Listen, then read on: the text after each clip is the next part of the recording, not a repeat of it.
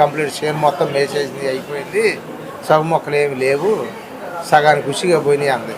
నాకు కడుపు బాధగా ఉండి ఏందమ్మా ఈ రకంగా ఎందుకు మేపారు, ఏడకపోయాడు ఆయన అని అడిగా. ఏడకపోయాడని అడిగా.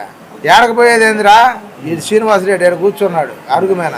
ఏడకపోయేదేందిరా, మీ దాంట్లో మా ఇచ్చి పడవా, మా ఇచ్చి పడతాయి కదా, మీరు మా దాంట్లో బాటలా, నీ అమ్మ మొగుడియా, మాది కుద్ద బలం అయిపోకుండా మా దగ్గర నా కొడకల్లారా అని గుండెల మీద చేసి నెట్టి.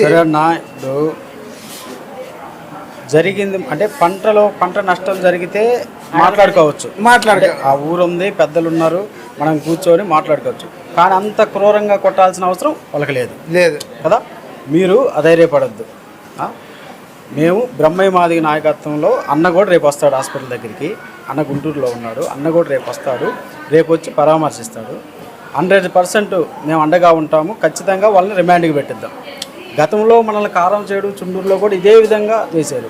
ఆ దాడి ఈ మధ్య కాలంలో లేదు, ఇప్పుడు వచ్చింది. ఇప్పుడు మళ్ళీ అది అంటే క్రియేట్ చేస్తున్నాడు ప్రకటించాడు కూడా.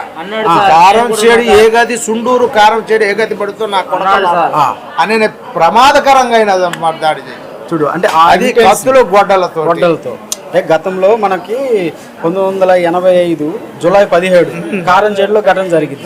ఒక్కసారిగా మాదిగపల్లి మీద పడి కొట్టడం, అదే విధంగా కర్రలో కత్తులు తీసుకొని కొట్టడం అంటే చాలా అన్యాయం. మనం అందరం కలిసి ధర్నాయం చేద్దాము.